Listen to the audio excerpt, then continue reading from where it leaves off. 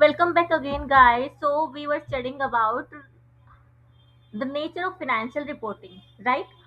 In the previous lecture. तो वहाँ पे we were discussing about the management bias. Management bias में हमने क्या देखा था कि जो management है वो intentionally manipulate कर सकती है numbers को. Management intentionally number को manipulate कर सकती है, जैसे revenue को inflate कर देना. रिवेन्यू को इन्फ्लेट करने का प्रीवियस लेक्चर में भी मैंने आपको एग्जांपल बताया था कि वो क्यों ही रिवेन्यू को इन्फ्लेट कर रही है. फर्स्ट, कि इन्वेस्टर अट्रैक्ट हो गए कि कंपनी बहुत अच्छा कमा रही है, अपनी सेल्स ग्रो कर रही है, रिवेन्यू जनरेट हो रहा है. सेकंड, कि फिनेंशियल टारगेट भी दिए जाते हैं मैनेजमेंट को कि अगर आपने रिवेन्यू इस क्वार्टर का यहाँ तक पहुंचा दिया तो you will be eligible to get bonus in higher slab. और उसके बाद एक्सपेंसेस को ओवर स्टेट करना. रिवेन्यू आपने इन्फ्लेट कर दिया बट एक्सपेंसेस को भी क्या कर दिया, ओवर स्टेट कर दिया, सो डैट जो आपका नेट प्रॉफिट है वो स्टेबल रहे और आपको टैक्स कम भरना पड़े. तो इस तरीके से management can manipulate the financial statement, चाहे पीएल के आइटम्स हो गए, बैलेंस शीट के आइटम हो गए. एसेट्स को अंडरस्टेट कर एसेट को ओवरस्टेट कर सकती है, लायबिलिटी को अंडरस्टेट कर सकती है, राइट. तो ये था अपना नेचर ऑफ फाइनेंशियल रिपोर्टिंग. एक बार को हम रिवाइज कर लेते हैं, देन उसके बाद हम टेक्स्ट पढ़ेंगे एंड उसको लिंक करेंगे अपने एग्जाम्पल के साथ. पहले हमने देखा था मैनेजमेंट की जजमेंट. मैनेजमेंट की जजमेंट में हमने एग्जांपल लिया डेप्रिसिएशन का, whether to be apply SLM और डब्ल्यूटीवी. उसके बाद सब्जेक्टिविटी एंड अनसर्टेनिटी में हमने देखा प्रोविजन फॉर डाउटफुल डेट्स, जो कि फ्यूचर इवेंट पे बेस्ड रहेगा कहीं ना कहीं. देन उसके बाद रेंज ऑफ एक्सेप्टेबल वैल्यूज, जहाँ पे हमने वारंटी लायबिलिटी का एग्जाम्पल लिया. देन उसके बाद we have taken example of inherent variability, जैसे कि लॉ सूट. देन उसके बाद वी सी दी ऑडिटर का focus on reasonableness. Inventory valuation के ऊपर हमने देखा, जहाँ पे वो देखेगा कि कॉस्ट रीजनेबल है या नहीं इन्वेंट्री की बाय कॉस्टिंग टेक्निक्स. ठीक है, एंड एनआरवी रीजनेबल है या नहीं by going through with the market trends and selling price data of the entity. फिर उसके बाद हमने देखा डिटेक्टिंग मैनेजमेंट बायस. मैनेजमेंट बायस किसको लेके, मैनिपुलेशन ऑफ फाइनेंशियल स्टेटमेंट को लेके. तो इसी चीज को now we are going to study with the text. The nature of financial reporting. The preparation of financial statement involves judgment by the management in applying the requirement of the entity's AFRF to the facts and circumstance of the entity.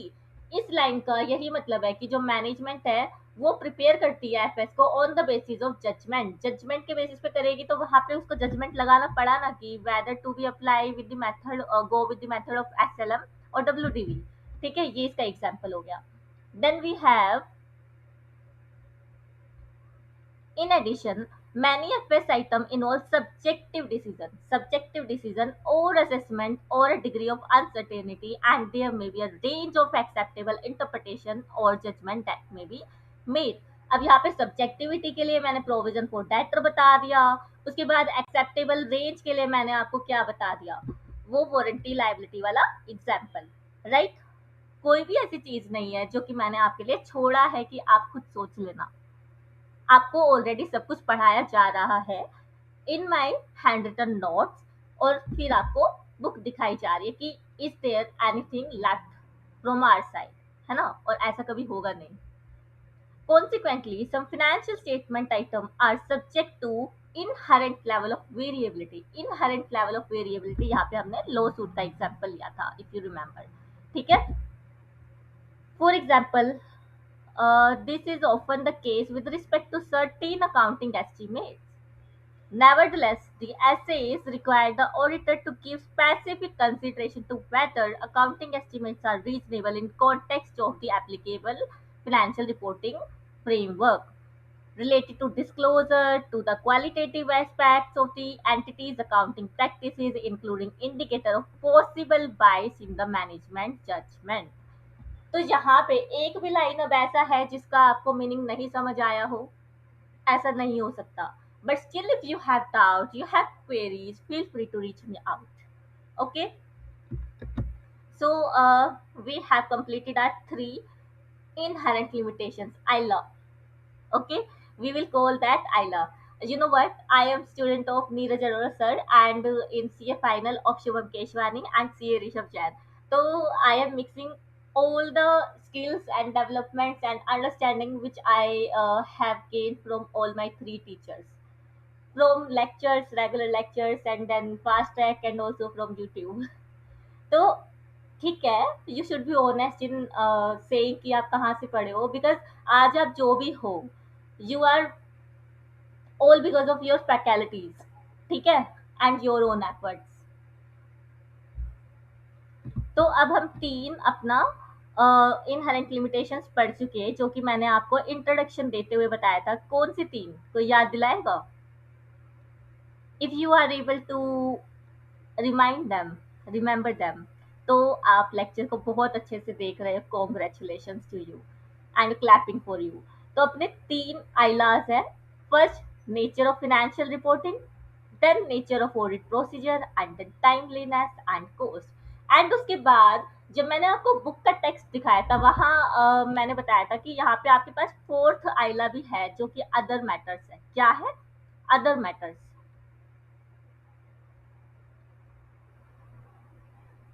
Hmm.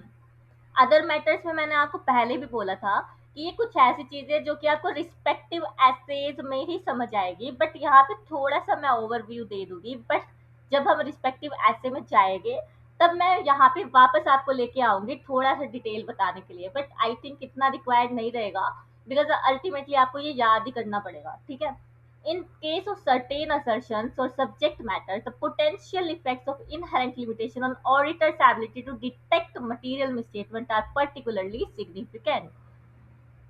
Such assertions or such subject matter include fraud, particularly fraud involving senior management or collusion.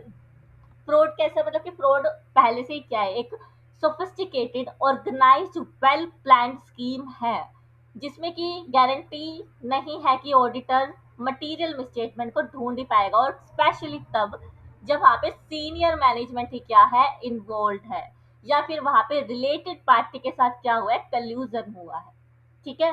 Then उसके बाद existence and completeness of related party relationship. हो सकता है कि मैंने transaction बहुत सारी enter की है with others, with related party, but management ने कुछ रिलेटेड पार्टीज को डिस्क्लोज ही नहीं किया है इनटू नोट्स ऑफ अकाउंट्स, ठीक है।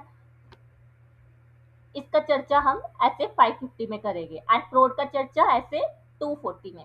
The occurrence of non compliance with laws and regulations. अब ऑडिटर है, ऑडिटर को भी हर एक दुनिया में जितने भी हजारों लॉज हो गए, उसका पूरा पूरा नॉलेज एक ऑडिटर को नहीं हो सकता।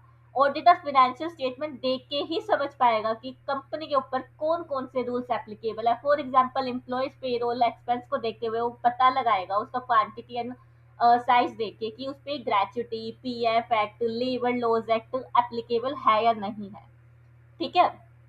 और उसके बाद टैक्स को लेके कि इनकम टैक्स एक्ट एप्लीकेबल होगा कि नहीं, जीएसटी एप्लीकेबल होगा कि नहीं, ठीक है। वो सारा चीज उसको फाइनेंशियल स्टेटमेंट देख के ही पता लगेगा। और प्लस अगर जो मेरी कंपनी है वो फॉरेन करेंसी में भी डील करती है, तो वहां पे फेमा एक्ट भी लगेगा, ठीक है। और फकरा भी लग सकता है, लाइक फेमा फकरा, ये तो सीए फाइनल वाले ही स्टूडेंट्स रिलेट कर सकते हैं अगर उन्होंने स्पोम दिया है तो। पता है ना तुम्हें, चार वो एडिशनल पेपर दे दिया लोअर कोस्ट को हटा के स्पोम के नाम से, तो वो चीज। Further, events or conditions that may cause an entity to cease to continue as going concern। going concern का अपना ऐसे अलग से है 570, यानी कि ऐसे फ्यूचर इवेंट्स या कंडीशंस जिसकी वजह से हमारी एंटिटी पे क्या लग सकता है, ताला लग सकता है, ठीक है। Relevant essays identify specific audit procedure to assist in mitigating the effect of the inherent limitations। I honestly admit that कि मैंने ये सिर्फ थोड़ा पढ़ाया है, हल्का फुल्का सा ओवरव्यू दिया है, बट ये पूरा तुम्हें तभी समझ आएगा जब आप रिस्पेक्टिव एसेज का कंटेंट पढ़ चुके होगे। जैसे ऐसे 240 में फ्रॉड के रिगार्डिंग, ऐसे 550 में आरपीटी एग्जिस्टेंस, और ऐसे 250 में direct and indirect laws of for the financial statement और गोइंग कंसर्न से रिलेटेड, ठीक है। तो these were are inherent limitation of the audit. यहाँ पे कोई किसी को प्रॉब्लम है? If you have, you can ask me.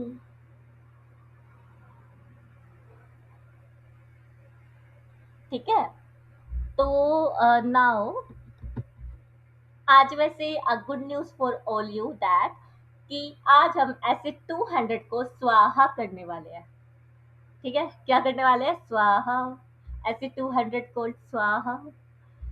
आज अपना ये इसी लेक्चर में खत्म हो जाएगा with the summary of topics, जो कि मैं आपको कुछ 3 लेक्चर से बोल रही हूँ कि you need not to worry about how many topics and how many quantity and किस पे फोकस करना है, तो वो समरी भी आज मेरे लेक्चर में इंक्लूड होगा, राइट? तो अब अपना पूरा इस ऐसे में एक ही टॉपिक रहता है, दैट इज रिसोर्सेज।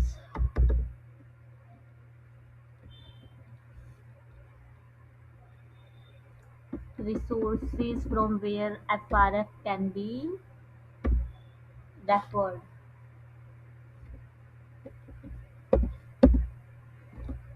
आएगा कि नहीं आएगा? पेज नंबर कौन सा था? और जो कंटेंट मैंने इस ऐसे में छुड़वाया है, इसका मतलब है कि वो हम किसी और ऐसे में कवर अप करने वाले हैं। वैसे तो मैं आपको हमेशा लिखवाती ही हूँ कुछ भी मैंने अगर छुड़वाया कि कौन से ऐसे में हम कवर करने वाले हैं, राइट?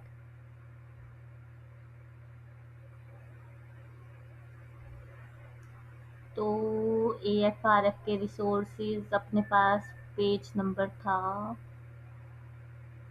एथिकल रिक्वायरमेंट है ये, उसके बाद रेलिवेंट और कंप्लाइंग विद रिक्वायरमेंट्स। शायद मैंने अपने नोट्स में भी लिख रखा होगा page number, let me check. Page number तो नहीं लिखा है। ठीक है, अदर सोर्स में प्रोवाइड गाइडेंस, इससे सर्च करके देखते हैं। Other source, SOURCE।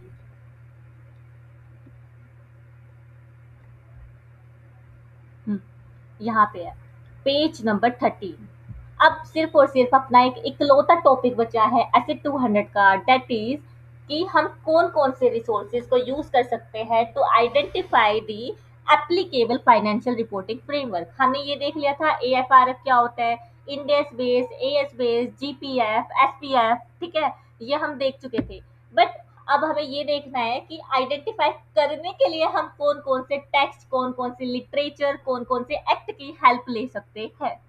ठीक है, so the applicable financial reporting framework often encompasses financial reporting standard established by the authorized or recognized standard setting organization जैसे कि the ICAI, the Institute of Chartered Accountant of the India.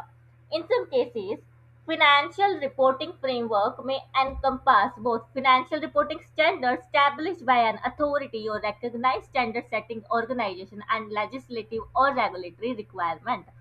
Other sources में provide, कुछ sources वो होते हैं जो कि हमें recognised authorised standard setting organisation से लेने होते हैं, प्लस अदर सोर्सेज भी हम ले सकते हैं, जैसे कि अदर सोर्स में provide direction on the application of AFRF। हमें ये तो पता चल गया कि AFRF क्या है, बट उसको अप्लाई करने के लिए गाइडेंस भी हमें मिल सकती है। In some cases, the AFRF may encompass such other sources or may even consist only of such sources. Such other sources may include। अब अदर सोर्सेज कौन कौन से हो सकते हैं अपने पास, उसका चर्चा हम यहाँ पे करने वाले हैं। The legal and ethical environment, including statute, regulation, court decision, professional ethical obligation in relation to the accounting matters। ऐसा हो सकता है कि कोई ट्रांजैक्शन के रिकॉर्डिंग पे डिस्प्यूट चल रहा हो। क्या हो सकता है कि किसी ट्रांजैक्शन की रिकॉर्डिंग पे डिस्प्यूट चल रहा हो सकता है, तो वो डिस्प्यूट का रेजोल्यूशन हमें कौन दे रहा होगा? कोर्ट दे रही होगी।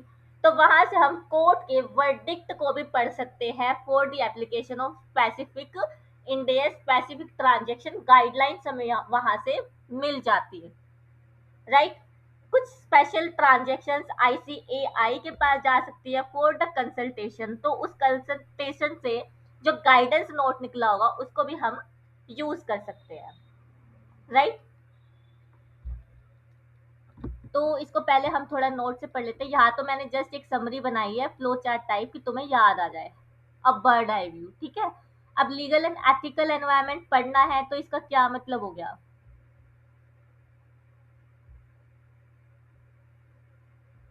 हमें एंटिटी का लीगल एंड एथिकल एनवायरनमेंट देखना है, तो उसमें हो जाएगा एफएस प्रिपरेशन किस तरीके से करना है। स्केड्यूल 3 डिवीजन 1 लगाना है या 2? 1 में एएस होते हैं, 2 में इंड एस होते हैं एज पर कंपनीज एक्ट 2013। फिर पब्लिश्ड अकाउंटिंग इंटरप्रिटेशन, ये किससे, ये कौन सी होती है? Guidance note by the ICI, जो कि आप आईसीएआई की वेबसाइट से जाके देख सकते हो, ici.org.com, ठीक है। फिर publish view on emerging issues, जैसे कि 2020 ईयर में क्या आया था? कोविड आया था, जिसमें कि कोविड में क्या हो गया था? फुल लॉकआउट हो चुका था, लॉकडाउन हो चुका था, जिसकी वजह से लोग घर से बाहर भी नहीं निकल सकते थे एंड जो माइग्रेटेड पीपल थे वो अपने होम टाउन में शिफ्ट हो रहे थे, जिसकी वजह से उनका जो रेंट था, कोई पीजी में रह रहा था, कोई फ्लैट में रह रहा था अपने फैमिली से दूर, तो वहां उनका रेंट कंसेशन मिल गया उन्हें। क्या मिल गया? Rent concession. और एक्सपेक्टेड क्रेडिट लॉस को लेके आईसीएआई ने क्या किया था? टेम्पररी गाइडेंस निकाली थी कि आप रेंट कंसेशन का अकाउंटिंग किस तरीके से करने वाले हो, और एक्सपेक्टेड क्रेडिट लॉस का गाइडेंस निकाला था, ठीक है। क्योंकि एक बार में हम लॉस बहुत ज्यादा बुक कर लेंगे तो पीएल पे बहुत ज्यादा हिट पड़ जाएगा, क्योंकि कोविड में क्या हुआ था? रिसेशन ही आ गया था एक तरीके से, समझ लो, ठीक है। बस एक एजुकेशनल इंडस्ट्री और नेटवर्क प्रोवाइडर्स की इंडस्ट्री एंड मेडिकेशन, यही बूम पे थी। अकाउंटिंग ट्रीटमेंट फॉर, और एक गाइडेंस किसको लेके आया था? क्रिप्टो करेंसी को लेके आया था, क्योंकि क्रिप्टो करेंसी भी क्या थी? अपना एमर्जिंग इशू था, और अभी भी जो इसका अकाउंटिंग ट्रीटमेंट है वो ब्लर है, राइट, ब्लर है अभी भी। फिर उसके बाद general industry, general and industry practice, generally कोई ट्रांजैक्शन किस तरीके से ट्रीट होती है और इंडस्ट्री की प्रैक्टिस क्या रहती है। For example in real estate sectors, जहाँ पे कंस्ट्रक्शन ऑफ इंडस्ट्री है, कंस्ट्रक्शन इंडस्ट्री हो गई, रेरा के रेगुलेशन हमें अपनाने पड़ते हैं, तो वहाँ पे जनरल प्रैक्टिस है कि जो लॉन्ग टर्म प्रोजेक्ट्स होते हैं जो कि 1 साल से पहले खत्म नहीं होते हैं, आपको वहाँ कंस्ट्रक्शन करके देना होता है, तो रिवेन्यू को हम पीओसीएम बेसिस पे मेजर करते हैं। पीओसीएम मतलब कि percentage of completion method, index 115 CA final, है ना? तो उस तरीके से, तो ये जनरल प्रैक्टिस है कि पीओसीएम मेथड लगाया जाता है। देन उसके बाद बैंकिंग इंडस्ट्री, बैंकिंग इंडस्ट्री में क्या होता है? ये जनरल प्रैक्टिस है कि जो अपना नॉन परफॉर्मिंग एसेट्स होती है, एनपीए, सीए इंटर वाले, एनपीए होती है, तो उसका जो इंटरेस्ट रिकॉग्निशन है वो अक्रूवल बेसिस पे नहीं होता, वो always and always receipt basis पे होता है, कैश बेसिस पे होता है, कि जैसे ही मुझे इंटरेस्ट मिल जाएगा I will record that in my books on the NPA, non performing assets पे। फिर उसके बाद है अकाउंटिंग लिटरेचर। अकाउंटिंग लिटरेचर में जैसे आईसीआई कुछ बुक पब्लिश कर दे, जर्नल्स निकाल दे, कुछ रिसर्च पेपर है किसी ट्रांजेक्शन को लेके, केसेस को लेके, कॉम्प्लेक्स ट्रांजेक्शन्स को लेके, तो उसको हम क्या कर सकते हैं? रेफर कर सकते हैं, राइट। और प्लस रिक्वायरमेंट ऑफ एएफआरएफ, एएफआरएफ की रिक्वायरमेंट क्या होती है? हो सकता है हमें या तो कंप्लीट सेट देना पड़े या सिंगल सेट देना पड़े। कंप्लीट सेट में क्या आता है? Balance sheet with notes to account, PL with notes to account, cash flow statement with additional disclosures, single set of related notes, और सीए फाइनल वालों के लिए सोकी, सोकी क्या होता है? Statement of change in equity, right. फिर उसके बाद सिंगल सेट, सिंगल सेट या तो आप बैलेंस शीट के साथ उसके अकम्पनिंग नोट्स दे रहे हो, या सिर्फ पीएल एंड अकम्पनिंग नोट्स दे रहे हो, या फिर ओनली कैश फ्लो दे रहे हो। इवन जब आप देखोगे जो गवर्नमेंट डिपार्टमेंट्स और लोकल बॉडीज होती है, उनके केस में आपको statement of cash receipt and cash payments बनाना पड़ता है। तो ये क्या हो गया? Single set of financial statements का एग्जांपल, ठीक है। तो आई थिंक यहाँ पे आपको सोर्सेज भी खत्म, सोर्सेज भी समझ आ गया होगा, और यहाँ पे अपना ऐसे 200 क्या हो जाता है? खत्म। यस, खत्म। बस हम एक बार अब इस लेक्चर में ये देखने वाले हैं हमने कोई टॉपिक मिस तो नहीं कर दिया है। वैसे तो नहीं किया है, मैं पूरा रिसर्च करके आती हूँ, होमवर्क करके आती हूँ मैं, ठीक है। तो यहाँ पे अपना हो जाता है ओवर स्वाहा ऐसे 200, ठीक है। तो अब एक बार हम इसको टेक्स्ट से और पढ़ लेते हैं। लीगल एंड एथिकल एनवायरनमेंट का हमने देख लिया। फिर उसके बाद publish accounting interpretation of varying authorities issued by standard setting professional और रेगुलेटरी ऑर्गेनाइजेशन। फिर publish views of varying authorities और एमर्जिंग अकाउंटिंग इश्यूज जैसे कोविड 2020 का मैंने एग्जांपल दिया, फिर general and industry practice, real estate sector and banking का example दिया, और उसके बाद अकाउंटिंग लिटरेचर जैसे कि जनरल मैगजीन। ठीक है, तो ये हो गए हमारे other sources from where we can take the reference for AFRF. फिर है where conflict exists between the financial reporting framework and the sources from which direction on its application may be obtained, or among the sources that encompasses the financial reporting framework, the source with the highest authority prevail. अब ऐसा हो सकता है कि financial reporting framework के अलग अलग sources हैं, ठीक है, और दोनों में अलग अलग बातें लिखी है, एक ही ट्रांजेक्शन को दो अलग तरीके से रिकॉर्ड करने का बोला गया है। तो हम कौन से सोर्स को ज्यादा रिलायबल मानेंगे? जो सोर्स हाईएस्ट अथॉरिटी ने दिया हो। ठीक है, मतलब हायरार्की चेक करेंगे हम वहां पे बेसिकली कि कौन सी अथॉरिटी ने दी है, अथॉरिटी कौन सी बड़ी है। ठीक है, उसके अकॉर्डिंग हम फिर उस लिटरेचर को, उस सोर्स को यूज करेंगे।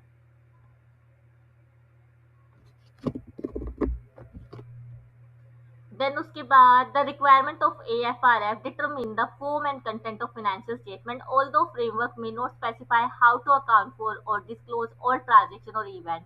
It ordinarily embodies sufficient broad principle and can serve as a basis for developing and applying accounting policies। ये तुम्हें एग्जाम में नहीं लिखना, एग्जाम में आपको बस क्या लिखना है, अदर सोर्सेज फॉर AFRF को लेके क्वेश्चन आए तो ये पैराग्राफ प्लस ये बुलेट पॉइंट्स और प्लस ये क्लोजिंग लाइन की कॉन्फ्लिक्ट होगा तो हम हाईएस्ट अथॉरिटी वाले सोर्स को यूज करेंगे। ठीक है, ये नहीं लिखना, और इसको अगर पढ़ोगे नहीं तो भी चलेगा।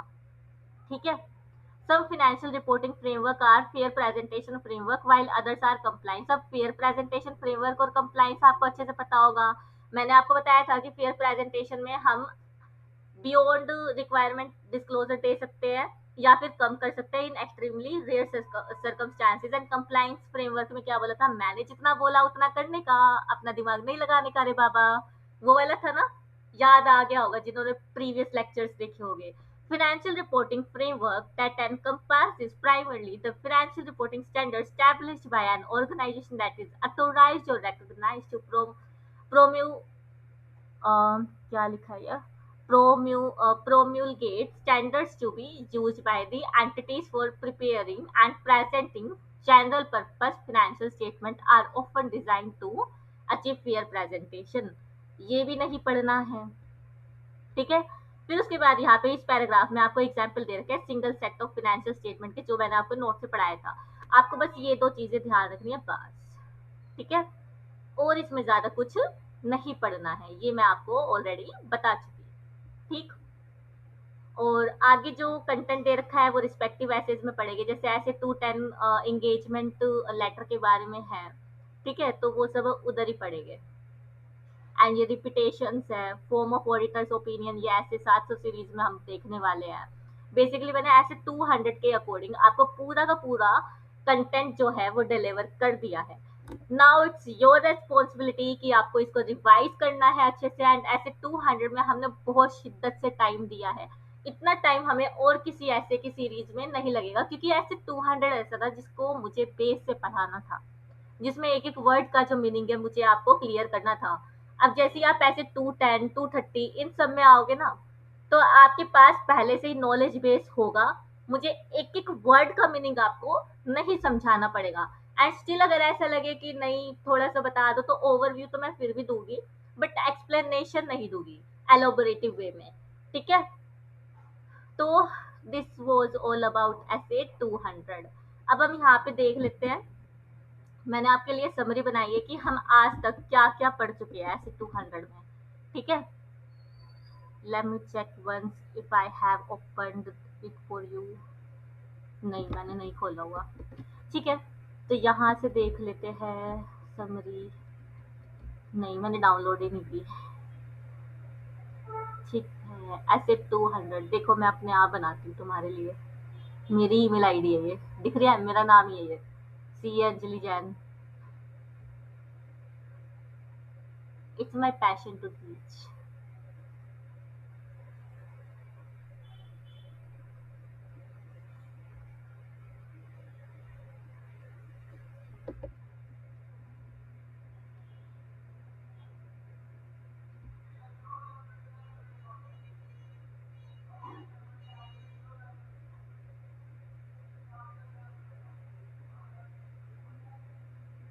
माइक्रोसॉफ्ट एक्सप्लोरर से ही खोलते हैं, इसमें तो व्यू ही अलग हो जाएगा।